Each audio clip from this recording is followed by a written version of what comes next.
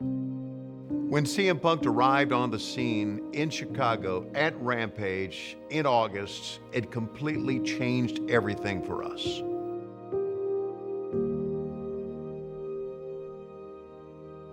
All the big stars in pro wrestling have this, if I can use this well-worn term, an it factor. CM Punk has that. CM Punk has arrived in All Elite Wrestling!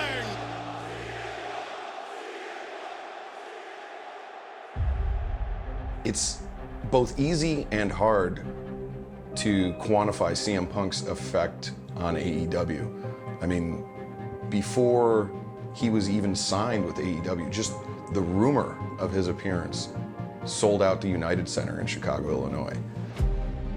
He is a big-time star.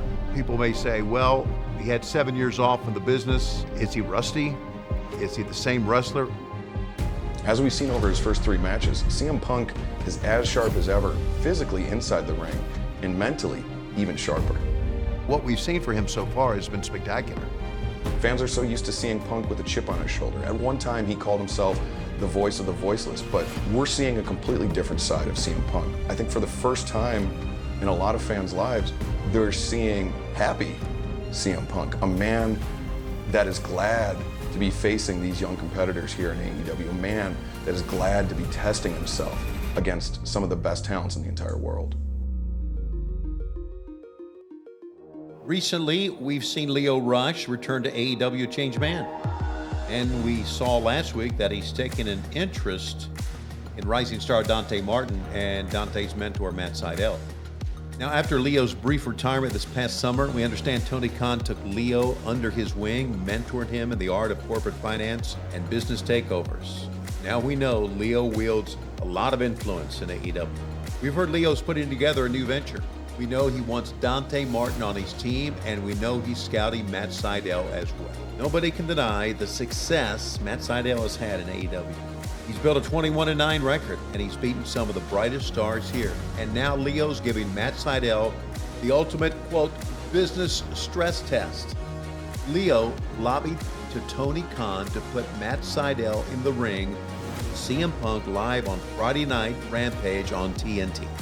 We've seen CM Punk get better and better in each of his 3 matches in his comeback with a 3-0 record, but Matt Seidel, established star, he has more experience wrestling around the world than any of Punk's other opponents in AEW thus far. Matt Seidel, as we mentioned, is 21-9 in his AEW career. He's won 70% of his matches, putting up all elite numbers, facing some of the best wrestlers in the business. But how will Matt Seidel fare Friday night when he steps in the ring against the best in the world? Matt Seidel and CM Punk are no stranger to one another. I think their first meeting was in an armory in Highland, Indiana, sometime in 2005. I'm a Midwest indie wrestler, and CM Punk was just emerging as the first icon in Midwest independent wrestling. IWA Mid-South, Ring of Honor, and then all of a sudden, followed me to All Elite Wrestling. And I deserve to have that spotlight pulled from Punk and put on me. Not for my ego, and not for anything else, but just to prove that Matt Seidel is the best junior heavyweight that ever wrestled. Well, Matt Seidel causes problems for anyone. Matt Seidel is in phenomenal condition. So the longer the match goes, one might say it could favor Matt Seidel because he's had a lot more ring experience over the last 7 years than CM Punk. Matt Seidel is a man that's held championships around the world, but undoubtedly, defeating CM Punk would definitely be the biggest win of Matt Seidel's AEW career. Over CM Punk's first 6 weeks in AEW, he's only had 3 matches. He's had time to recover, but now he's coming back 1 week after facing Daniel Garcia. It'll be interesting to see what shape CM Punk is in. I think Punk is locked and loaded right now. Punk's got the skills, but Matt Seidel's got the reps in. And I think this one could go either way. Well, I'm going to go with CM Punk only because he has momentum right now and he believes in himself and the fans are behind him. When you go into the ring Be it in Chicago, be it in Philadelphia, be it in Miami, doesn't matter where. You go in the ring against CM Punk, you are the visiting team. You're on his turf. He has the home field advantage, if I can use all these cliches.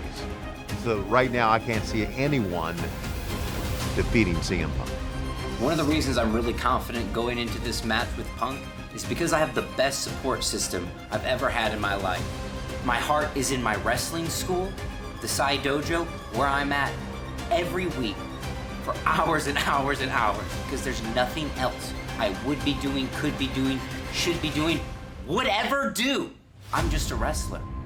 And that's why I can beat CM Punk.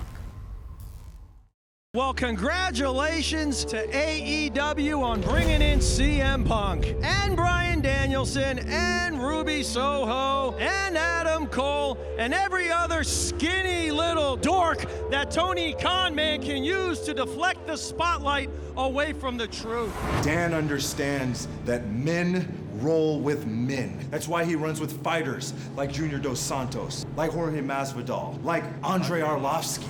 This company has two real men wrestling for it, and you're looking at them right now. Scorpio Sky and Ethan Page were already one of the best tag teams in AEW. Both of them have combat sports experience outside of professional wrestling. And so for them to be associated with American Top Team and Dan Lambert, that's huge for them. It takes their already great pro wrestling technique and sharpens it even more. As far as Dan Lambert and American Top Team having a place in AEW, off the cuff, you would say no. If the truth hurts a little too much, cover up your fragile little ears for the next 60 seconds. Dan Lambert came to AEW as an invited guest by our president and CEO, Tony Khan. Tony Khan man's not the master manipulator here. It's you, Chris Jericho. When I look at you, surrounded by all your meatheads of the American Top Team, I got one question. Which one of you guys is on top?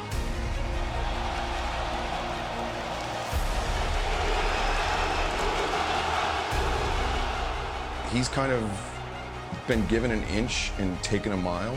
So it was really kind of rewarding to see Jericho put Dan Lambert in his place, at least verbally. Thus far, it's been American Top Team, though, running roughshod all over the inner circle. Jericho and Hager bringing Dan Lambert into the ring. No, don't do this to Dan Lambert. Wait, that's Junior Dos Santos. Oh, no. Former UFC heavyweight champion. That's a bad man. Junior Dos Santos is one of the truly baddest men in all of fighting sports. His part in all this is really going to spell trouble for the inner circle. Junior Dos Santos is a former UFC heavyweight champion. He's the man that holds the record for the longest winning streak in the UFC heavyweight division. And he's tied for the second most knockouts in the UFC heavyweight division. Junior Dos Santos is a beast. He's defeated Stipe Miocic. He's knocked out Mark Hunt, Cain Velasquez, and even Mirko Krokop, one of the best strikers in all of MMA. And so, yeah, Junior Dos Santos is a huge problem. People are asking me if I'm ready for the professional wrestling. But the question is, professional wrestling is ready for me? Is ready for this? I don't think so, baby. American Top Team is surrounding the ring here. Hager and Jericho's in trouble, man. They're gonna get the hell out of that ring. Junior Dos Santos and Arlovsky, the two former heavyweight champs. I've already been to the top of the world on combat sports. And I'm already the scariest man on AEW. Somebody's gonna get hurt. Chris Jericho, Jake Hager, and Sammy Guevara are walking into Miami as the fan favorites, but really, they're walking into American Top Team's home turf. And Masvidal. Oh, no, not Masvidal. No! Oh! A massive knee strike from Masvidal. American Top Team has just dismantled Hager and Jericho.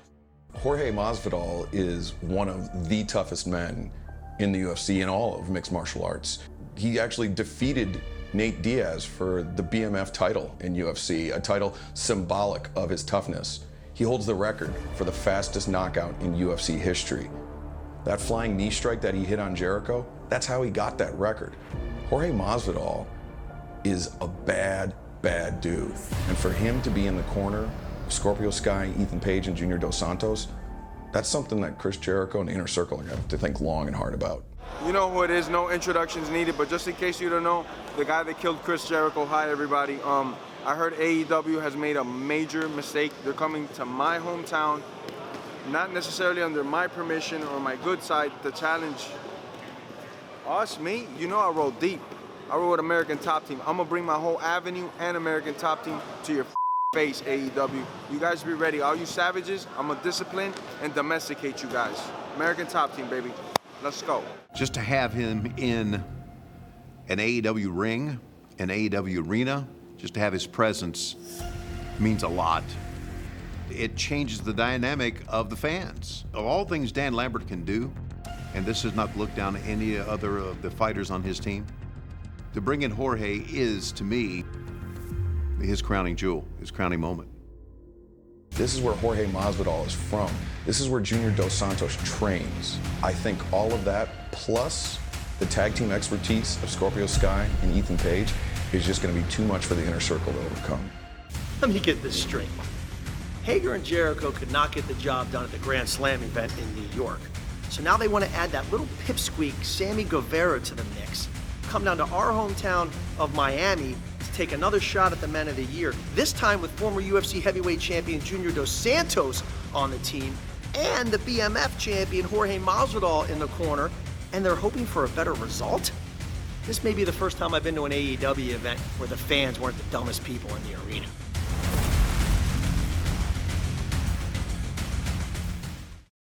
I guess I must have missed some kind of memo because most of the girls, they roll with some kind of crew. Nyla Rose and Vicky Guerrero, Britt Baker and her two broads, and even my opponent, the Bunny, has found a home in the Hardy family office. As we've seen over the last few years, the Bunny is an unstable individual. She just absolutely creeps me out. When I showed up here, I didn't have any friends to watch my back. Ruby Soho walked into AEW and won the Casino Battle Royale at All Out. I was the last woman standing. I think I work much better alone. I was very thrilled to see that we had come up with a TBS championship. And with so much talent in the AEW women's division, I think it's only natural that title be a part of the women's division. Even though the tournament's not started yet, I think there's no question that the women are focusing on it. I've let gold slip through my fingers. I don't intend on doing it again. As we get closer to crowning our very first TBS Women's Champion, I need to plan my moves strategically. Well, I've talked a lot about the Bunny in commentary. She might actually be unwell. I think that's what makes her so dangerous, her unpredictability. She's vicious. She is one of the most formidable competitors. Me and the Bunny, we could end up facing each other in this tournament. So I don't really want to take my chances. I'm gonna put the Bunny down before the tournament even starts.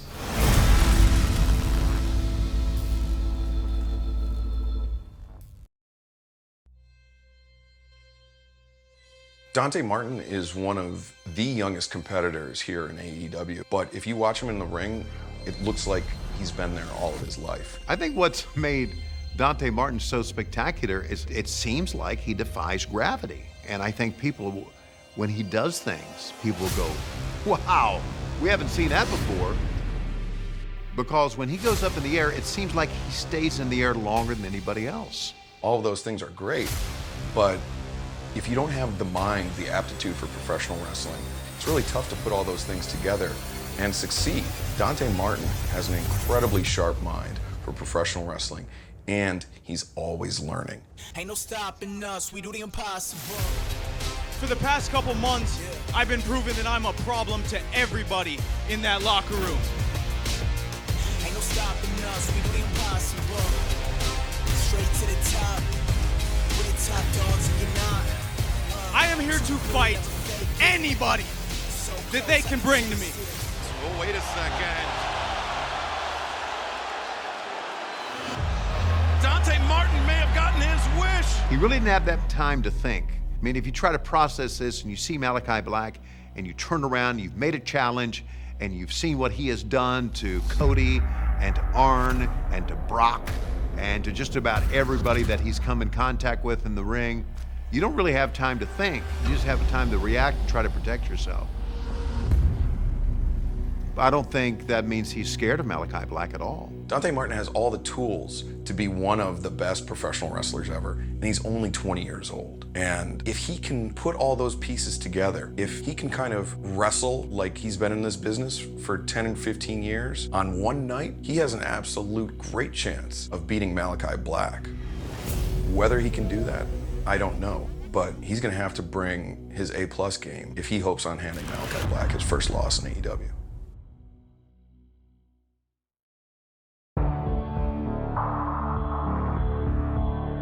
The Lucha Brothers have not lost a match this calendar year. That is impressive for a tag team that is as active as they are. I think the Lucha Brothers can do anything. I think they can go up top, they can wrestle on the mat, they can go outside of the ring, they can brawl if they need to brawl. You know, we talk about game plans in wrestling. I really think that these two guys ad-lib a lot. I think they come into the ring and they just let the moment take care of himself, and they know how to adapt better than any other wrestlers out there. They have been AAA Tag Team Champions for over 2 years. They dethroned the Young Bucks, something that nobody else could do in AEW. I really don't think the Lucha Brothers winning the tag team belts was that big of a surprise, because every tag team, every single wrestler, every fan who is a part of AEW knows how great Rey Fenix and Penta are. The Lucha Brothers have proven that they are the best tag team in the world, and if they won't say it, I will. I have many luchadores friends to take this titles. Andrade El Idolo has a very big Rolodex of friends and associates in the professional wrestling community, and he could call on literally anybody. Is this team really unknown? I mean, it's unknown to us, obviously. But fortunately for the Lucha Bros, they've probably faced anybody inside Andrade's Rolodex. You know what? Anywhere, anytime. ¿Y sabes por qué? Porque tenemos cero. They are not indestructible. They are not unbeatable at all. Any given night, a pro wrestler could lose. Things change in a tag team match. You think you can predict what the other team's going to do, but you can't always. I don't know who Andrade's friends are, but I can't imagine he has anybody skilled enough to defeat the Lucha Brothers.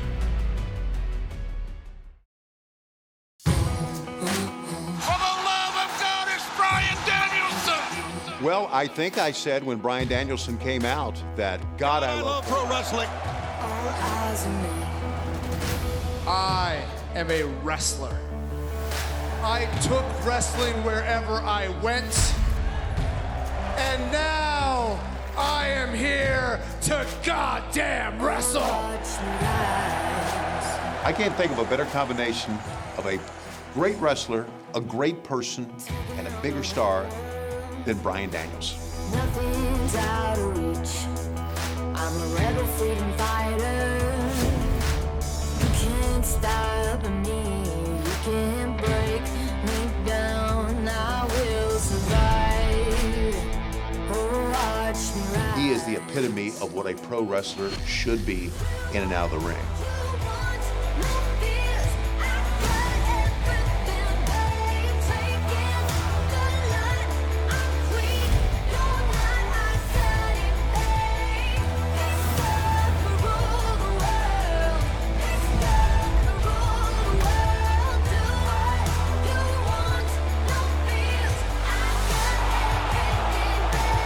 Bryan Danielson has an insatiable thirst for watching and learning and understanding professional wrestling.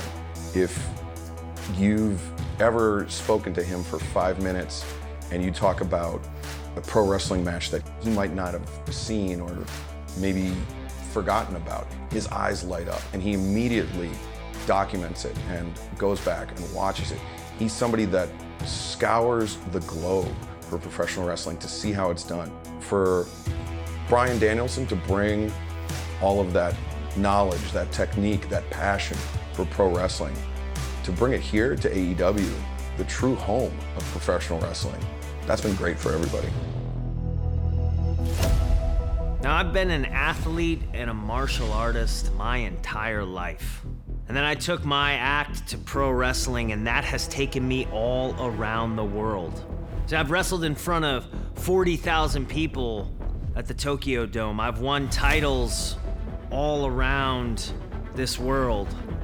And when the opportunity presents itself to come to AEW, and that's the place to be right now in pro wrestling. And here I am, the authentic Bobby Fish. Bobby Fish and Bryan Danielson have walked very similar paths at the beginning of their pro wrestling career. Training in the United States, sharpening their skills in Japan, and then coming back to the United States to really make an impact in the American independent pro wrestling scene. Bryan Danielson went on to become one of the most popular professional wrestlers in the entire world, where Bobby Fish was kind of known as a wrestler's wrestler. Bobby Fish hoping to kick down the forbidden door where the TNT Championship is on the line. I thought his debut was very good. I thought he really pushed Sammy to the limit on that. Avalanche Falcon Arrow by Bobby Fish. Unfortunately for Bobby, he didn't pick up the victory. But he made the most of it, and he showed us that he is going to be a hell of a competitor here in AEW. He said you got this close, champ. I think what is going to make the match between Bryan Danielson and Bobby Fish so special is the fact that they are so similar. This would be, dare I say, the biggest win of Bobby Fish's career. Now, obviously, there are fans out there going to say, hey, you haven't seen enough Bobby Fish matches to know of all the big wins that he's had. Hey, listen, coming into AEW and facing Bryan Danielson with all his momentum and beating him, would this not be the biggest win of his career? I think so.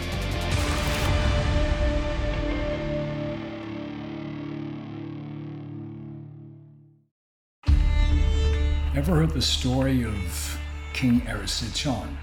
King so overzealous that he built a great hall for himself in the sacred forest of Demeter, cutting down all the trees and even killing a nymph, and by doing so cursing himself with eternal hunger.